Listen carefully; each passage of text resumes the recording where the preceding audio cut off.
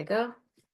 Hello, everyone. Assalamu alaikum. Good morning, good evening, wherever you may be. My name is Ambereen Mirza, and I'm here with Rabeel Warraich and Jamil Wyne, who are both entrepreneurs and investors, educators, and change makers in their own right. Thank you, Pack Launch. Thank you, Alifad and Pack Launch, for inviting us today to talk about opportunities in climate tech. And I can't think of two better people to do a deep dive into this subject. So for those of you who are not familiar with both of our guests, let me start by making a brief introduction. So we have Rabeel, who is an MIT alum. He's also a Kaufman Fellow, started the Sarmayacar, which is the first institutionalized venture capital fund in Pakistan. He returned to Pakistan after spending a decade in Singapore, as well as at Morgan Stanley. He's had a tremendous amount of experience abroad and very much a global citizen, and also an instructor of entrepreneurship at IBA. Now, Jamil is also an educator, an entrepreneur, and investor, and graduated from Johns Hopkins SAIS. He is the founder of the Climate Tech Bootcamp and also the co-founder of Riffle Ventures. I'm going to be letting Jamil kind of talk a little bit further about what Riffle Ventures is, his own background, and as both a educator, a writer, kind of a thought leader. And with that, let's dive in. So I guess there's a lot to ask here, Jamil. Maybe you can kind of, I know since you are based out of Washington, D.C., maybe you can give us a little bit of the overview of climate tech, the opportunities, the challenges that you're seeing internationally, and maybe also share how your own personal journey, how you got interested in climate tech, and why invest. Sure. Thanks a lot, Ambereen, and big thanks for having us. Looking forward to this discussion. So, starting with your first question, it's a little bit difficult sometimes to come up with one coherent narrative around all climate tech activity globally, because if you think about it, fundamentally, like climate tech is about changing the way businesses are made, products are made, etc. So because of that, it can take on a lot of different shapes and forms depending on the context you're in. But as a starting point, I think you can broadly think of it from two parallel lenses. One is the climate mitigation front, as well as the climate adaptation and resilience front. And what I mean there is on the mitigation side, there's obviously a slew of different types of technologies and companies that are being built to reduce and remove greenhouse gases from the atmosphere. And that could look like everything from electric vehicles and vegan diets to carbon capture and renewable energy systems. And typically on the renewable energy front and EVs and the transportation sector, those are seen as some of the more investable. So that's where when we talk about climate tech investment, a lot of money tends to go into energy and transportation. And in parallel, we're seeing more activity in areas like decarbonizing the built environment and decarbonizing heavy industry. And like I said, that's all on the mitigation side of the bucket. On the adaptation side, typically, or adaptation and resilience, typically what we mean there is you assume the mindset that even though we are doing a lot when it comes to investing in building to decarbonize and reduce GHG emissions, the world is still going to get warmer and create myriad risks as a result of that. And so we need to adapt to that reality. And so installing more EV charging infrastructure or solar units on households doesn't directly lead to a cooling down of the planet. We're looking at least a few decades of a warming planet. And so we need to get ready for that. And so that means that everything from more advanced and inclusive insurance products and more effective weather forecasting tools to ensuring that we're protecting our water and food systems and infrastructure is all critical here.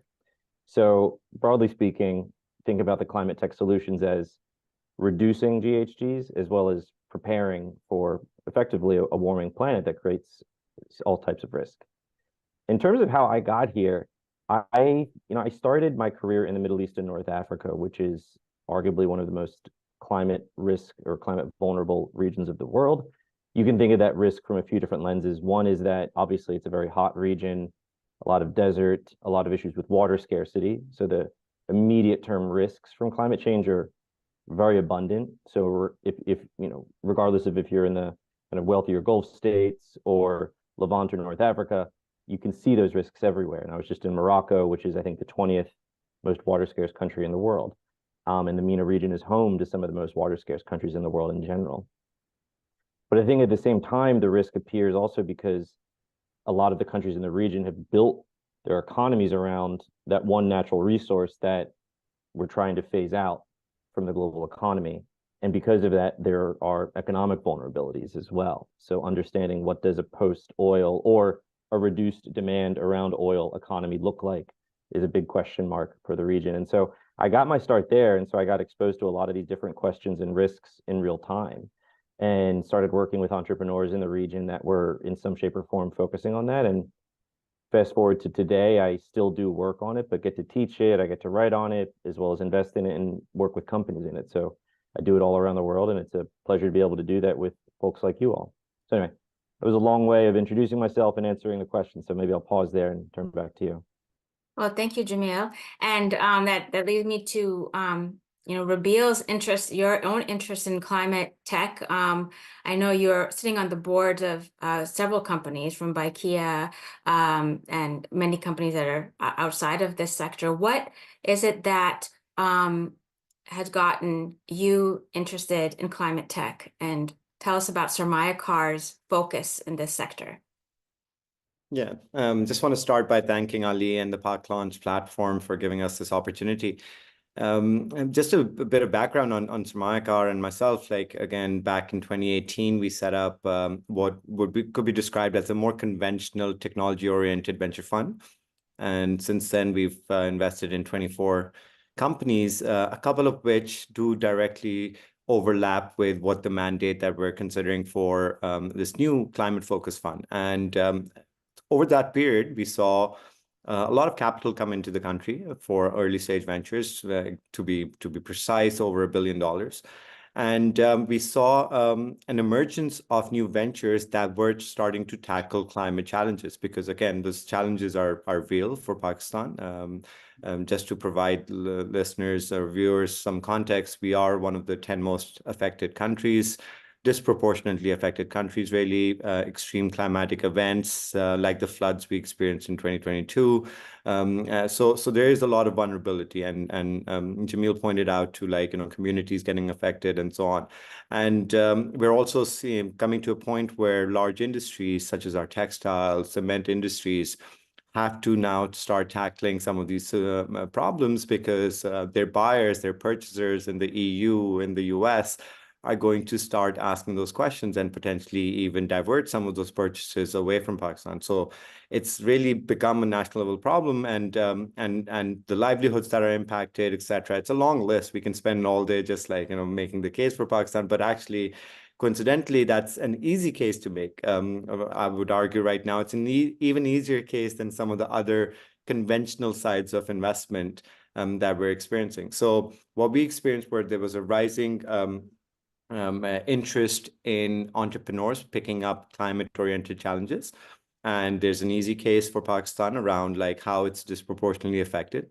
And a lot of the climate finance world that is out there is willing to direct some of that capital towards the space. So we saw an opportunity where the intersection of this could be harnessed in a way to really kickstart an early stage climate ventures ecosystem out of Pakistan, similar to how we've seen on the conventional tech side. And for us to play a small role in providing that early seed stage capital towards climate-oriented opportunities that are also targeting commercial returns. And having done that on the conventional VC side, we felt like we were well positioned to do that.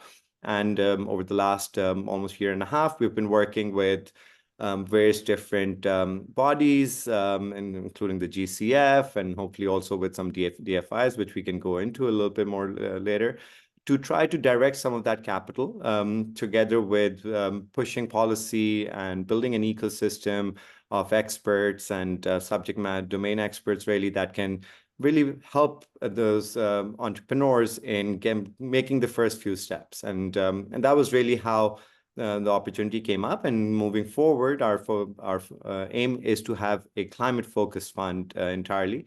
Some of the opportunities that are already in the pipeline already do cover some of the areas that Jamil mentioned, both across mitigation and adaptation. But there's a lot more to be done. And the idea is really to start that process now. And for entrepreneurs, when they're coming out of college or coming out of their corporate jobs, for them to think that climate ventures can be a viable career choice for them to undertake.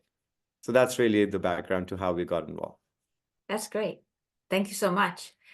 Jamil, can you tell us about Riffle Ventures and your geographic area focus? Maybe it would be interesting to hear from both of you about your funds, about where do you invest, how do you invest, how much do you invest, and maybe the profile of the kind of entrepreneurs that you would like to invest in. Sure, happy to go first there. So from an investment strategy standpoint, the fund that we currently co-manage is just focusing on US-based companies. These are typically pre-seed or seed investments.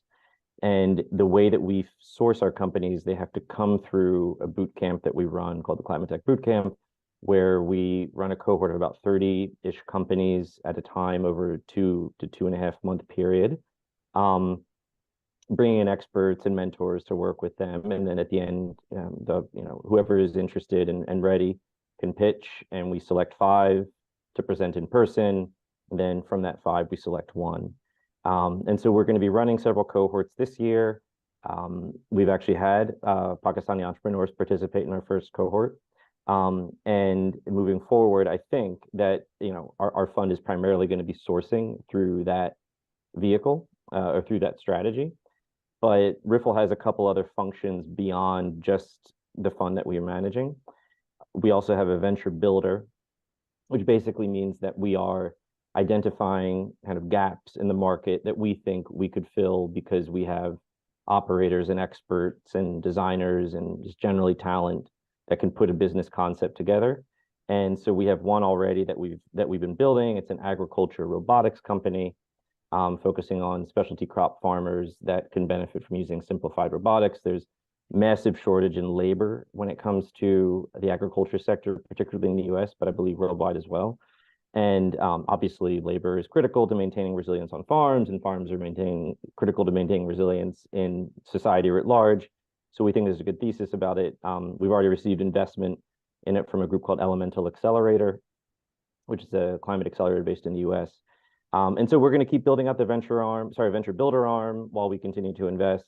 And then the third thing we do is advisory, where we can actually come in and work with accelerators, foundations, governments, universities, et cetera, on some aspect of their climate tech. We could call it the ecosystem building strategy, which means that we'll advise in times by saying we're here as experts to give advice, but sometimes it also means that we get much more involved and work directly with cohorts. So we have multiple projects around the world right now that we're either running or advising on or co-managing with climate entrepreneurs in a wide range of different markets. And so sometimes that means we're directly working with the companies. Other times that means we're trying to set up a new vehicle, like a venture studio. So we have our kind of hands in a lot of different pies at them, which is a lot of fun for us. And I think as we delve deeper, what we're finding is that our sweet spot is usually emerging ecosystems. So not necessarily cities and countries that have long track records in climate tech, more so ones that are trying to build those track records for the first time.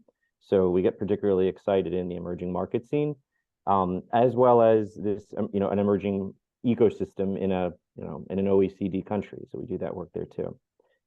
So yeah, that's what Riffle does in a nutshell, and kind of how we do what we do. That's amazing, and we should find out more about these accelerators and the boot camps. that's a great way to mentor, advisor, and advise entrepreneurs. Rabeel, tell us about Sarmayacar and how you source and what you're investing in. Yeah, so the Pakistani ecosystem is in its nascency all across the board, and especially so in climate finance or climate-oriented ventures.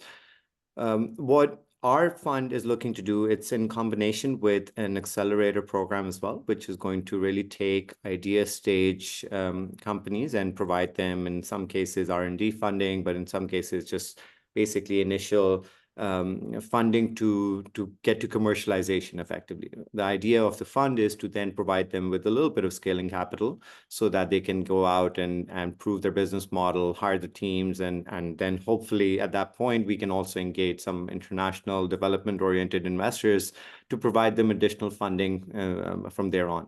But our fund is not going to be restricted to just the accelerator program like Ripple's is. For us, we are looking at the country as a whole and trying to identify specific focus areas in which we want to invest the fund, which are the typical areas that one would expect, such as energy generation, transition, electric mobility, water treatment, recycling, etc. The aim is to go across the board from university level to existing incubators and accelerators, and also new emerging ones which are focused on climate. And also existing companies in the country that didn't really go through any acceleration program, but are targeting the sectors that we are interested in, and to try to identify what sort of gaps there are, right? Like both from a financing perspective, but also from an expertise perspective. And I have to be clear, like we don't profess to be climate experts, but what we can do is as a platform, bring together some of those individuals and connect them with the right kind of need or demand from the startup side. And so like if there's a message to be conveyed to all the listeners right now, it's to just seek out such kind of like avenues and to see wherever you can get some help to just help you get one step closer to getting to or be ready to take on the kind of funding that we will provide from our fund. And again, this is still in the process, and hopefully in a few months we can start deploying. Our idea is really to take companies that are already walking and to help them in that journey, because it is really a long journey. It's a financing continuum that we're really talking about. And a lot of times the early proof of concept is needed both by us, funds like us, but also with these international investors that we're hoping to tap into if we are really to fill that big gap that Pakistan has in terms of climate financing and giving some kind of traction to these ventures. Thanks. And what would you say are some of the risks associated with climate tech investment? I'll start, but maybe Jamil can add to it. I think financing right now will be what people say is the missing link to a large extent. And within that, I think it's really the commercial applicability and also scalability of the impact that they can have. We're trying to find that sweet spot in between. I think within Pakistan, within the Pakistani context, policy is still chasing what are desired outcomes, even though we have made significant progress over the last few years. But we need consistency in that and really also try to learn from some of the best practices that we've seen elsewhere in the world. I think in terms of a general entrepreneur in the country when deciding what sort of venture to embark on, climate was really not high on the list up until recently, and I would say maybe even now, because again of the impediments that they considered, in securing financing and being able to have a large enough market, whether for enterprise or on the direct consumer side. But that's starting to change, and we feel that the need for such solutions is going to be much larger in a few years' time. So anyone looking to build a venture needs to really be thinking about starting now. And so our aim is to try to mitigate some of those risks at the very early stages, and for entrepreneurs to not have to worry about the kind of company formation, the really the first steps that you have to do to get on that journey, and instead focus on really finding the combination of climate science-oriented solution, scalability, and then work with partners, including us, but not just limited to us, in finding out what are the resources and tools that they need to get there, of which capital is one, but there's a few others, many others that they need to line up as well. Maybe I'll pass to Jamil to add to that. Yeah, thanks, Rabeel. So it's a good question. It's one of the difficulties in answering is that it's very difficult to have like a common definition of what climate tech really looks like, right? Because when I was growing up, usually we talked about climate change in terms of the need to recycle, right? The need to protect the melting of the polar ice caps. And in the past few years, I feel like the energy industry and the transportation industry have become really strong fixtures when we think about what climate tech is. But on a monthly basis, it feels like we're adding a new vertical to that definition, right? So as Rabeel was talking about water, talking about food and agriculture, built environment, decarbonizing heavy industry, and then you move into nature-based solutions and protecting biodiversity. And after a certain point, you kind of realize that climate tech could mean a little bit of everything that needs to be revamped in our economy. And so I just start off with kind of putting a disclaimer out there that sometimes these challenges mean a lot more to certain verticals than the other. The two biggest hurdles that I see when it comes to just, or maybe the two biggest risks that I think a lot of both investors face as well as entrepreneurs face are dealing with the types of funding that are needed, as well as the types of customers. So what I mean there is that, and maybe take the second part last, because the two are pretty linked. On the customers front, a lot of like the highest impact climate entrepreneurs, like the ones that, 5-10 years down the line will look back on and say, this is the group that we were glad that they did what they did. They've pushed the needle forward in the most meaningful way. They're probably going to be selling to customers that are very, very old and like antiquated in their ways, right? So big energy companies, water utility companies, massive agriculture conglomerates, right? Because you need to be able to disrupt those models and those organizations kind of first and fastest to have the biggest impact. And I think arguably those would be the biggest leverage points for quote unquote climate change here. But they're not incentivized to change, right? I mean, energy utility companies have been used to doing what they're doing for decades now. These models were put in place at the beginning of the last century, right? And so they don't respond to an offer of a new shiny tech solution, right? It's just very different. And so because of that, it's just hard to convince them that this is a good move for them. We can't say, oh, the world is warming and all sorts of risks are coming up and this is a great investment opportunity at the same time. They don't really respond to that.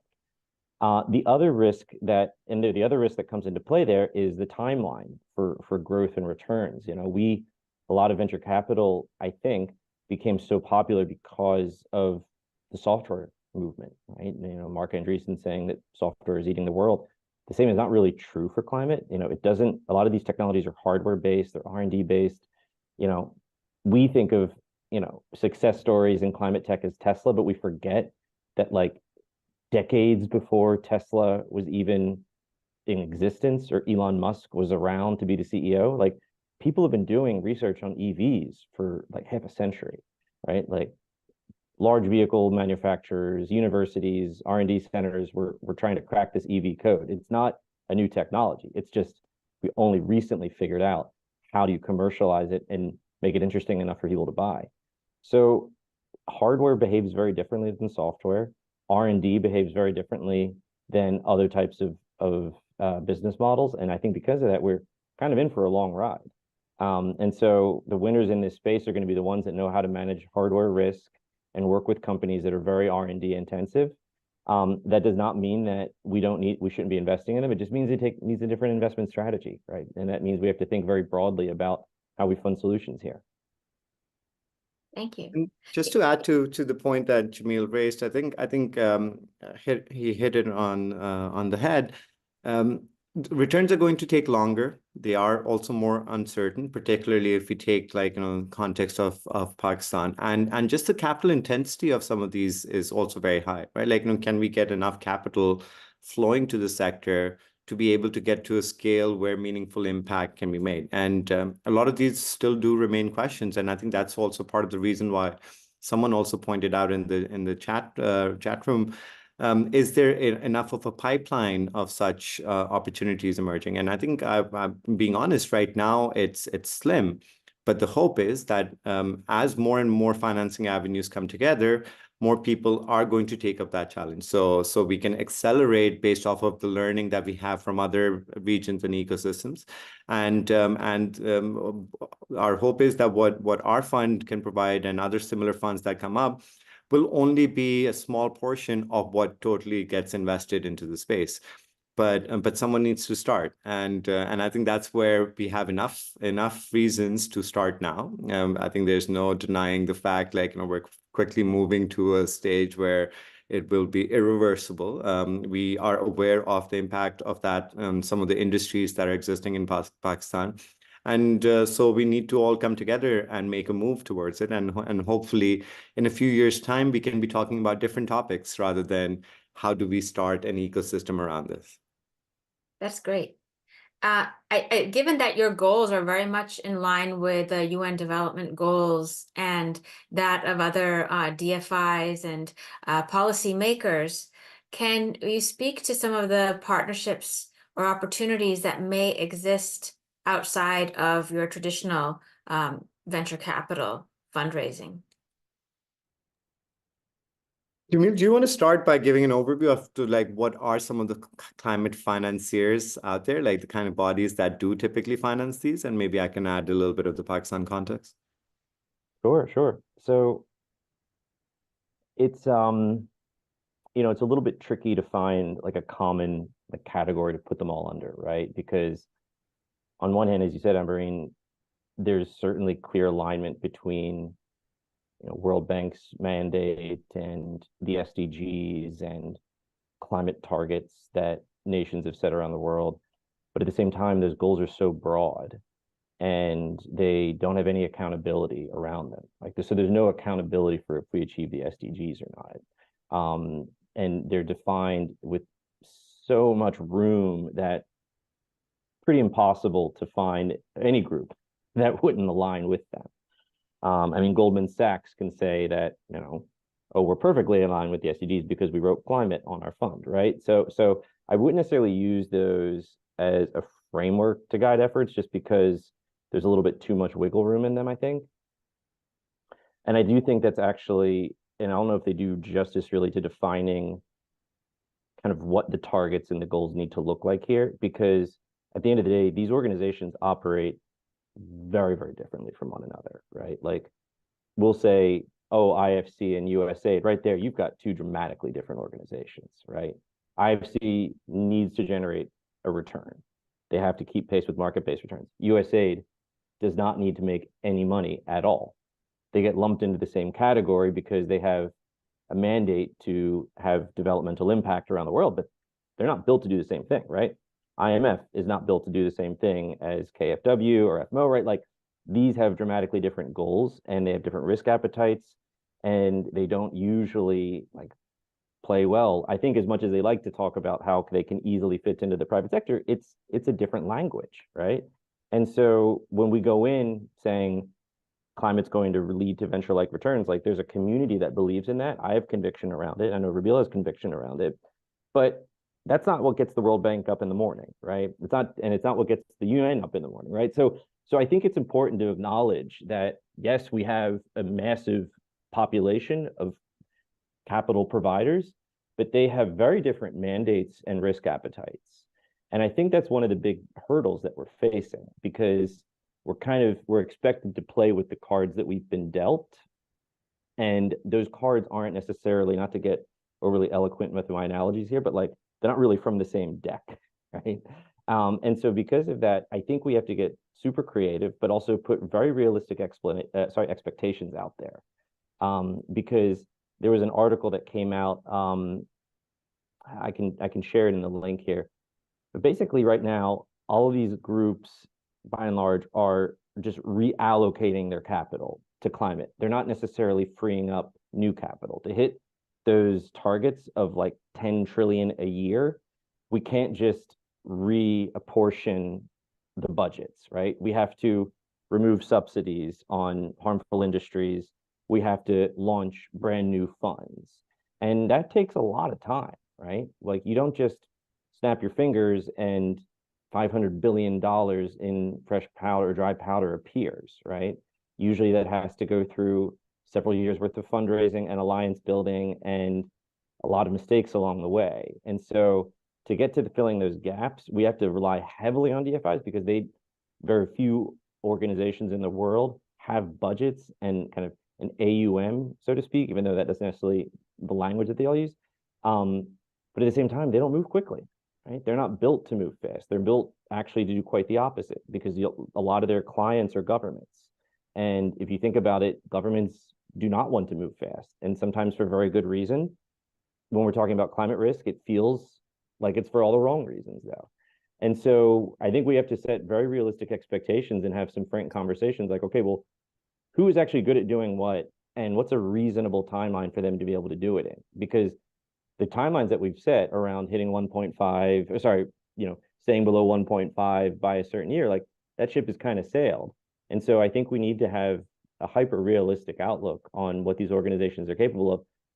But that by no means is me saying that they don't have a mission critical role here. I think the DFIs of the world are going to be called upon to do work in ways that we'll be asking them to frankly save countries, right? Because the humanitarian fallout from a lot of this is going to be enormous. And there's not a lot of organizations that can jump in at short notice and play that role of providing a safety net to countries that are on the brink. And so that's where another area where I think they're going to be really critical, which they need to be empowered to do that job. Yeah, just to add, I think Jamil is spot on. You do need organizations that take a developmental view, but maybe another commonality amongst the financiers that we're looking to approach is that they need to take an across the cycle view around this, right? Because of the timing and where we are in that life cycle.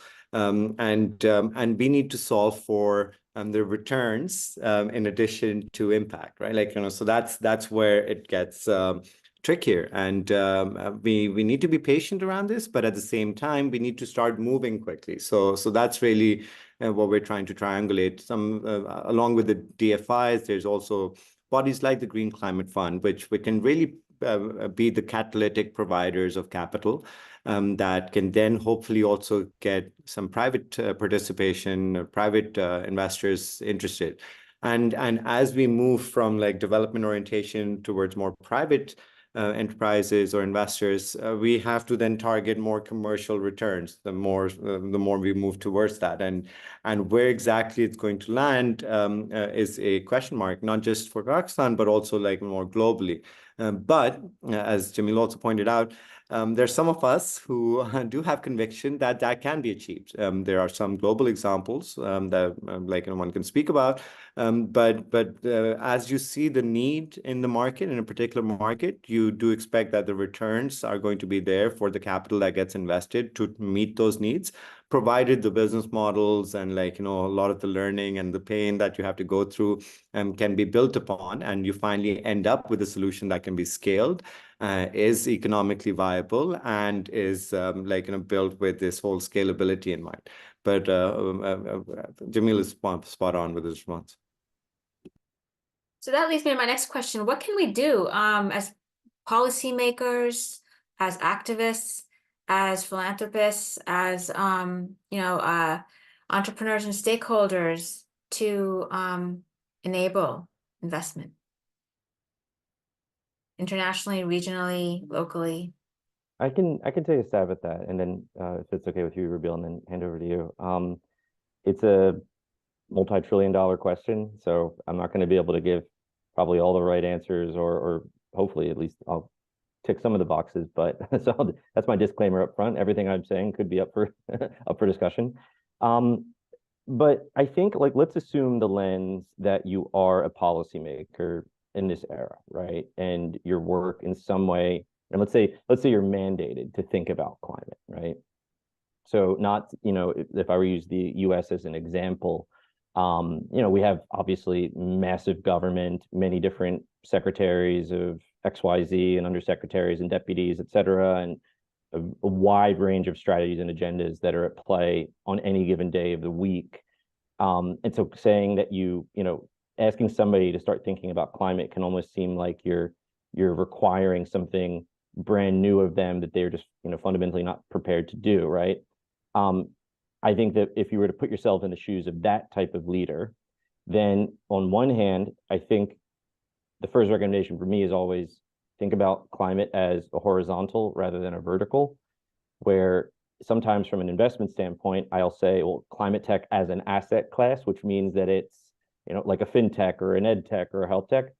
But I think from a policymaking standpoint, it's best to consider it's actually a horizontal issue, right? That touches on everything. I've, had the privilege of giving a couple presentations to the US Air Force on a few occasions about climate change and what they could do about it. And it's really important to keep in mind that these groups have pre-existing agendas that don't have anything to do with climate, but climate will touch arguably on every aspect of that agenda. And so that means that thinking about climate as a threat multiplier rather than a completely separate set of risks, I think is one of the first things you can do. So kind of horizontal threat multiplier, I think, is critical. The other I would say is that, you need to be able to adapt a mitigation and an adaptation lens for your work, because chances are any policymaker, regardless of what their agenda is, they're probably overseeing something that has a lot of greenhouse gas emissions, right? Transportation, agriculture, industry, trade, et cetera, like it's all there, right? Every facet of our economy probably uses like plastic, steel, concrete, and emits greenhouse gases in some shape or form. So we need to be hypersensitive to that. The other thing is that in addition to needing to decarbonize or to reduce your own GHG emissions to get as quickly to net zero as possible, you need to be aware that myriad risks are coming and are already here.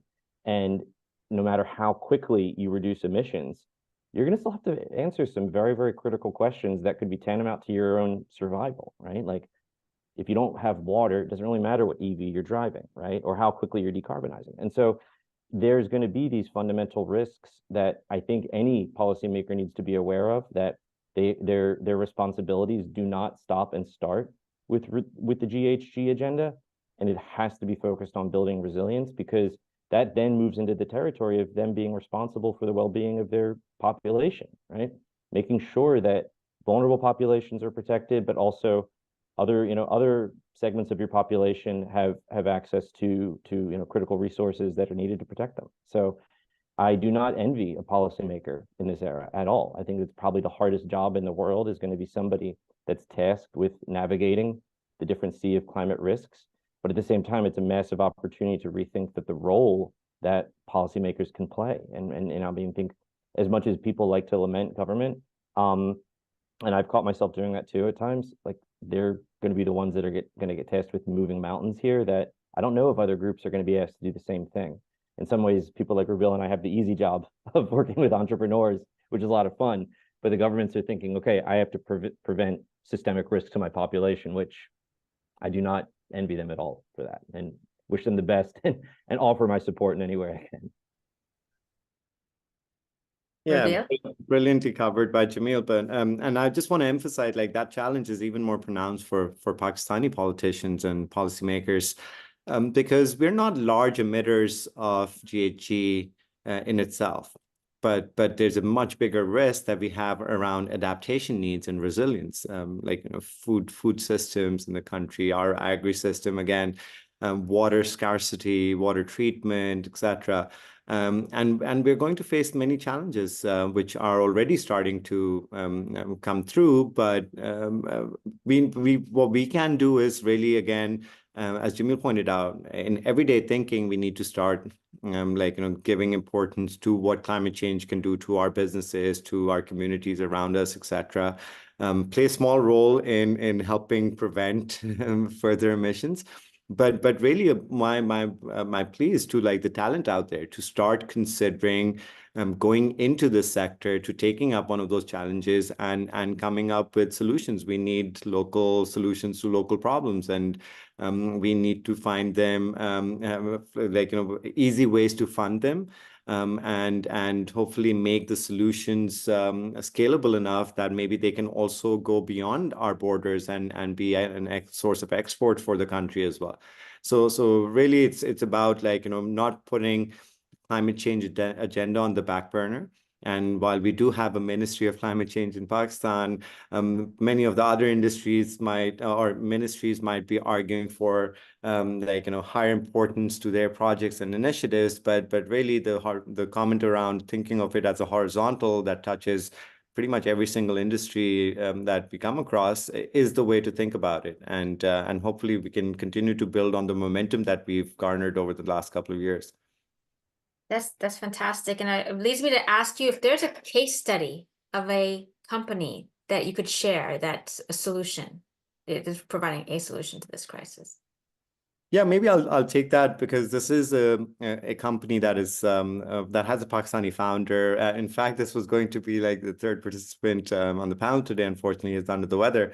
But the company is called Aya, and they have two products which we think fit exactly the kind of mandate that we want for the fund. One is an AI-powered GHG emissions operating software, because we right now don't have those emission factors covered across different industries in Pakistan. So how do you even measure, record, report, analyze the emissions that are coming out of different companies, different industries, etc.? And then second product that they have is a voluntary carbon marketplace for carbon offsets. And we think both of these solutions are scalable. They can travel across borders. And Pakistan is in dire need of something like this. Why? Because if you can't measure what you're emitting, it's hard for you to have a plan and strategy around reducing them. And if you don't know what the impact of that is on the communities or the buildings that you're using, then you also can't work really towards adaptation. And I think that this is the kind of like business that we would be looking for. It touches across technology. It's a clear climate focus. There'd be more enabler rather than a hardware solution necessarily that like can be implemented on site anywhere. But I just wanted to highlight this as the kind of like companies that we are starting to see emerge from within Pakistan, and they already have some traction in Saudi and UAE, which is also gives us a little bit more of a regional projection for what we're looking to do, because climate change is global. And while we need those local solutions, like I said, I think we can't also think of them just as limited to within our borders as well. Given that we did talk about the talent pipeline, the startup pipeline, can we talk about building the talent pipeline? You both are interacting with young students. How do you advise a student who wants to enter this arena, and what can we do to have the labor force that you need in order to succeed? Happy to jump in with a couple thoughts here and then hand you Rabeel. So I love this question. I think that talent is usually one that doesn't get discussed very often because, for obvious reasons, right? We think about we need to reduce emissions and build resilience, et cetera. Like somebody's got to solve this yesterday. So you don't necessarily free up your mind to say, well, how do we develop the talent in order to do that, right? You just kind of zero in on immediate needs and immediate availability of talent. So in some ways, it makes total sense for us to forget about it, but I'm really glad that you're asking about it, because I do think it'll be kind of like the unspoken hero in the room is the people, right? To actually do this at the end of the day, whether you're the entrepreneur or working with a pre-existing company.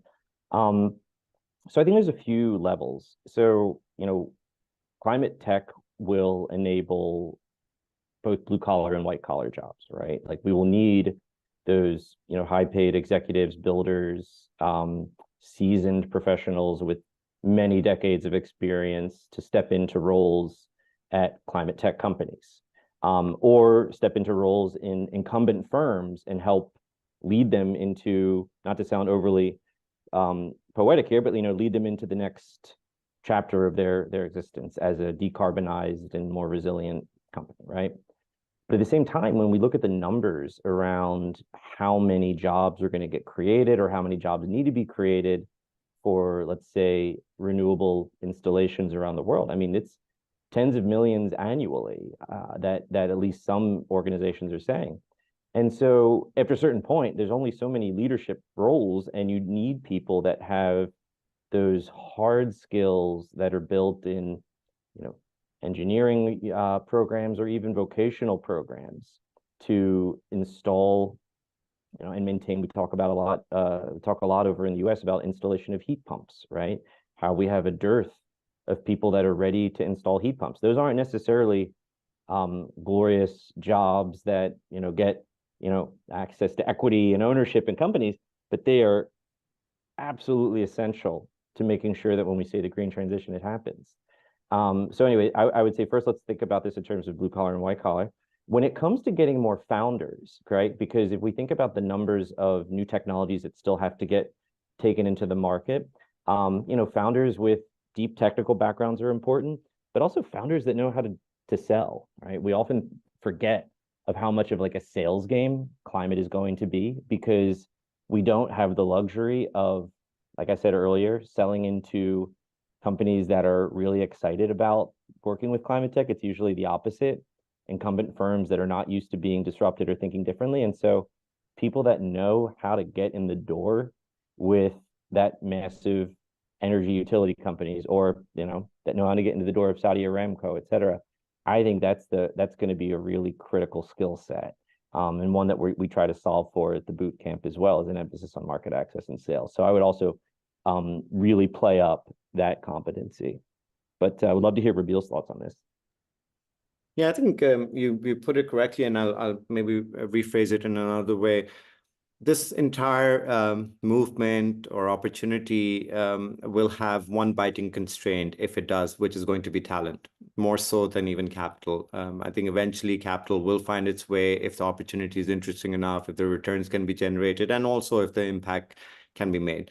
So how do we get more talent into the space is by the technical experts that are out there that have spent their time studying climate science, that can provide that leadership from that perspective to actively consider taking on a role, a white collar role. That can be of a leadership ilk, but also maybe on the product side to help train the next generation of such individuals. But what we need to do is to do capacity building across the board. For that, we need to leverage some of the facilities that are offered by these development finance institutions or development-oriented organizations to really familiarize people with both the risk, but also how that can be channeled into an opportunity, and to then train people across the board to do more awareness events, to bring subject matter experts that can then speak to large audiences, and again, just generally create awareness around the space. And hopefully, as a result of the urgency of action that is needed, more people are going to take up a role that ties in with what we're looking to achieve, and hopefully that will then train the next generation of builders and also hopefully leaders in the space. How does a platform like Brookfield Global Transition Funds, focusing on net zero, factor into the equation in fighting broader climate change? This is a question from the audience. Is something like that necessary as a middle step before investors are comfortable taking on a longer term view risk on other climate tech initiatives and investing? So I don't know Brookfield intimately, but my understanding is that they're, I think it's more infrastructure focused. And so that would mean, I'm assuming like project finance and debt instruments, and probably a lot more like financial innovation, which is great, because the way I think of their role, again, without knowing them extremely well, is providing that really critical, massive check to take something from a kind of significant player to like game-changing scale. And so in some ways, without them, you don't reach that level of scale that we need, right? And again, when I say that level of scale, I don't know if it really does it justice, because we need these solutions to reach everybody in the planet, right? And so without a Brookfield, we don't have a chance in that. And I think that if I was reading the question correctly, Ambereen, I think the question was around with, are they that critical step that other investors need? I think because I have a little bit more of a bias to the earlier stage, and that's where my mind usually goes, where Rabeel and his teamwork. I tend to think about things from that angle. I think of them actually as being the critical step for a Brookfield to get in, because you need somebody that's willing to take a bet on, I don't want to say an unproven technology in team, right? Because it is always preferable to see a little bit of traction and a team that really knows each other and knows the industry and has been working for a while. But you do need somebody to step in at the early stages and say, look, I got conviction around you. I am willing to take that bet, so that one day you can grow whatever you're building to a stage where Brookfield comes in and says, oh, yeah, you guys invested in them earlier. You helped crowd in investors and customers to help them move from being a seed to a formerly existing firm that is sustained and growing. Now I've got conviction to step in. So I think of it slightly the other way around. Doesn't mean that you have to, but my mind usually goes there. But I would love to get Rabeel's take on this, because I know you've also spent time in the traditional finance world, so you probably are much better fit to answer this than me. Yeah, I think you pointed at the right conundrum. Just to use Pakistan's example, just to meet the national defined contributions that we've set for ourselves, by 2030, we need to invest north of $30 billion. A Sarmayacar fund that is $20-30 million is not going to be the one that fills that gap. But we consider it as an essential step in just providing those early tools and resources that are required. Otherwise, no one's going to be able to get to a point where Brookfield can really even look at those kind of large scale projects. But the entire ecosystem is required, and what we have the advantage of is to learn from some of the other countries and regions which are maybe a bit further advanced. They might be less impacted by climate change, but have had either leadership or some provision of finance in the past that has allowed them to make some progress. And we need to really build on that. And I think it's critical to keep in mind that there's no one fund, one institution that can solve this universally. If it was, then we would already have it. And given how big a challenge climate change is. But I think anything that gets investors more comfortable, that helps them de-risk for themselves, that helps them achieve some of the objectives that they might have, which might even be linked to SDGs or whatever objective that they have overall. And we have some organizations like that in Pakistan as well, which are commercial operators, but are looking to have less of an impact on the planet, from a negative perspective, and we need to solve for whatever their requirements are, and hopefully find that overlap or that intersection that allows us to really get going on finding these solutions. Thank you. Another question from the audience is that, given the uncertainty of climate change, how do we come up with a business plan? I mean, with the problem constantly changing. So I think this is one of the difficulties around kind of using our mental models that we're used to using for other types of challenges and applying it to climate, because I don't think that there's really room. I think humans have, myself included, right? I include myself in that category. We all tend to think about, well, we have problem X. What's the strategy we need to use to solve problem X? What's that set of levers that we can pull to solve it? And I think that climate is just such a unique creature, or climate change is such a unique creature, that it doesn't really, I don't know if those mental models really apply any longer. Because if you think about it, the reason that we got into this situation to begin with is because we have a capitalist business model that drives most of our economies. I mean, I have benefited from it. I'm sure many people on this call have benefited from it. And and it's just fundamentally incompatible with our world. We have massive global population that continues to grow. We love to build things, we love to break things, we love to move fast. And that's not how Mother Nature was designed. And so a lot of our efforts now are really facing like kind of reworking that model. And I think we have been conditioned to think in terms of business models, like I can allocate these dollars to this issue and generate a return.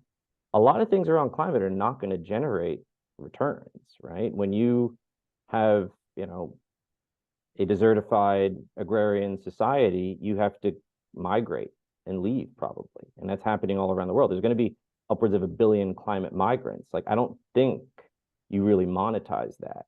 You just have to say, us as humans need to figure out how to coexist with one another. And so I'm all for approaching climate with a returns mindset. I wouldn't be doing what I'm doing without it. But I think we need to be aware of the fact that there's a lot of risks out there that are not going to necessarily get addressed with the same market lens that we use for solving others. And I think it's okay. And that means that we need to empower organizations that don't think in terms of markets to do a job here too. I mean, that doesn't mean that people like Rabeel and I are going to stop doing what we're doing, but I think it just means that we need to be aware that there's only so much our own strategies can do, and others need to step in elsewhere, because there's going to be huge demand for a lot of nonprofits and governments and foundations here that have very different operating models. I think this last point is a very important one to emphasize. Like, again, we fill a very small portion of what is an entire spectrum, and the reality is that we do have to solve for some return considerations, because we have external investors that we need to generate returns for. Yes, they also want impact as part of their mandate or their investing strategy, but having negative or unfavorable unit economics is frankly for us going to be a bit of a non-starter. So to find that business model that can make commercial application and turn it into a profitable business ultimately, and of course we can play around with timeframes and to this the size of the returns that can be generated, but that is a requirement that we will have to look at, and I think that's just really the reality of the problem that we're facing. And so just want to emphasize that we don't have that kind of capital, at least not in the shape in which we are gathering it, to be able to make donations or just provide aid. But at the same time, we understand that it's an entire there's many more things that can be done on the adaptation side that might not be revenue generating, as Jamil pointed out, but we need to take them hand in hand. But our focus does have to be, at least at the initial stages, be on what can be turned into profitable, sustainable businesses in the longer term. Thank you. And another question we have from the audience is that why are we continuing to invest in those technologies that are harmful to the environment? And what is preventing us from committing to a greener future? So I'm happy to jump in here. There's a really interesting interview with the Prime Minister of, I believe it was Guyana, on BBC about a month ago, where Guyana has discovered, or not necessarily discovered, but they have finally put in place a plan to kind of unlock the value from their oil reserves. And the BBC interviewer was asking the Prime Minister, isn't this damaging for the environment? And how, basically saying, how could you, given the climate risk that we're facing globally? And the Prime Minister's response was like, well, who are you to tell me how to run my country? And I think we forget that, yes, climate's a global threat, but we are 180-ish, 190-ish individual nations. We don't have one consolidated global strategy. There's not one single vision for what humanity needs to look like. Policymakers and businesses are, and I don't blame them, have to think in short-term timelines more often than not. And so it's a testament to the fact that we are in such a deep and entrenched system. We can't just, remove ourselves from it in the short term. calling it a transition is a bit of a misnomer, because a transition implies that there's some type of strategy. You know, the COP28 readout was basically at most a light touch on what the future needs to look like, with no accountability or enforceability. So I'm completely with the person that asked this question of like why we continue to do it, but we have not been trained to do anything other than that as at least humans in this era. And so I don't really think of us as having much of like the luxury, right? I mean, US is put in, I mean, we're a great example of that, right? Like the Inflation Reduction Act that was passed a year ago, probably the biggest piece of climate legislation known to humans. I believe we also broke a record in parallel for like mining of crude oil in the US in the same year. So this hypocrisy of like, you know, polluting with one hand and recycling with the other is going to continue, right?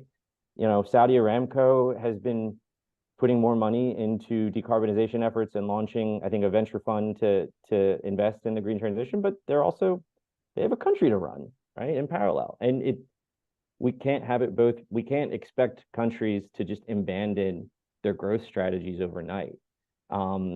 We have to realize that it's so expensive and costly to usher in this green transition. We love to say renewables are cheaper now than the alternative, but that doesn't, if the demand for the alternative is still there, it doesn't really matter. And so we need to be very, very eyes wide open here, because there's not going to be an easy way out. And even the biggest funders of the green transitions are oftentimes the biggest polluters, right? US is like that. China is like that, right? So we have to be very comfortable navigating this duality, I guess. But what would you say, Rabeel? I'm sure you've got a really unique outlook here. Yeah, I was going to use a similar example to what you have. Last month at the Asian Development Bank's annual meetings, the finance minister of Indonesia highlighted the $260 billion requirement for Indonesia in the coming years. I think the time frame was up to 2030. And she highlighted how there was big move to some pressure to shut down the coal-operated generation plants that they had. And they made like a collective decision that, okay, they're going to shut it. But the problem then becomes, how do they replace that? And then the onus comes back on the same ministry to finance $5 billion from somewhere to generate the same amount of electricity that is being generated before. But in order to move to closer to the climate change agenda that they have, or the targets that they have. And therein lies the problem, because who's going to finance that 5 billion? Because you can't just bring it out of nowhere. And I think that's the conflicting choices that policymakers have. As a business owner, you have these choices, because of course if you ask for no impact on your economics, would everyone like to leave a lesser mark on the planet? I would imagine everyone would say yes. But the challenge is that the choices are not that simple, and everyone does have to take into account their own considerations. And what we're hoping for, the net effect of this, is that we can move more towards mitigation, lower emissions, and also help adapt our communities towards that reality of there being climate change coming. But I think it's very difficult and almost impossible to align 180 plus countries on a single agenda, and for them to also agree who pays a bigger price, who just think about the loss and damage fund, or the global north having to compensate the global south. We're on 28th iteration of COP, and we haven't had a resolution to that point. And it doesn't look like it's going to happen on 29. I hope I'm wrong, but the reality is that we have to grapple with different vested interests and different considerations for all the people that are on the planet, and a lot of the policymakers. And we need to make our own progress towards finding some of those solutions, because a problem in Pakistan is not going to be waiting for, can't afford to wait for a US solution, because that might never come. Thank you so much. You know, this This whole hour has flown by. It's hard to believe we're already past the hour. We have a very engaged audience. There are many, many more questions. And so clearly there's a lot more to talk about. And I'm seeing questions from both entrepreneurs, academics, scientists. How can we get in touch with you? Maybe we can share if you don't feel if you feel comfortable with people reaching out to you, can you share the best way to reach out to you to continue? Yeah, LinkedIn is always good, but what I'll also do is I'll just write down my email on the chat. So if anyone wants to get in touch, please use that as well. I think LinkedIn is probably best for me. I'm a little overloaded at the moment when it comes to emails. I'm like really behind, embarrassingly. So as much as I'd love to share my email address, it might just be easier to just get in touch with me on LinkedIn. I try to make myself available as much as I can there. But just with the caveat that I'm a little underwater these days, and that may not change anytime soon. But would love to be in touch with people here for sure. And thank you. Thank you so much. Well, thanks so much for joining us this Sunday. Thank you. I want to thank the audience. I want to thank the Pack Launch team. Thank Alifad. Thank both of you. Jamil and Rabeel, it's always a pleasure speaking with you. And I feel very envious of your students who get to hear from you all the time, but at George Washington and at IBA. But hopefully we will continue this conversation. Thanks. Thanks, Thank you so everyone. much, Ambereen. Thank you very much, and great seeing you, Rabeel. I know we're all going to be in touch again soon. So, Take take care, everyone. Thank you. Bye.